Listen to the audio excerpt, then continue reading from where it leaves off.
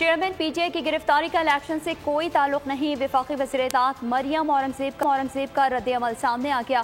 कहा, असासे छुपाने वाला 2 बकरियों के अलावा कोई चीज जाहिर ना कर सका। अभी तो 190 मिलियन पाउंड अलकादिर ट्रस्ट और फॉरेन फंडिंग सैफर का जवाब भी देना होगा।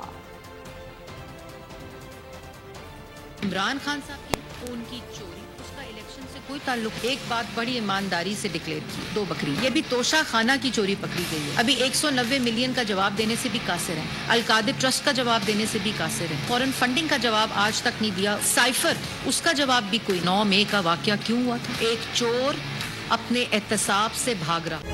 तारीख का अमीर,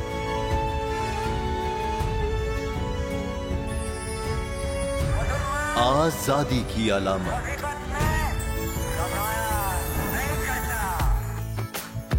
हुस्न का आईनादार, फिक्रो नजरिए की अक्कास,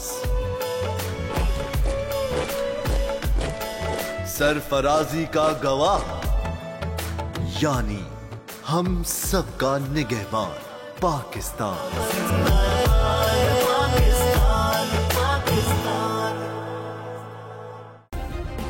सब्सक्राइब करें और बेल दबाएं ताकि कोई खबर रह न जाए।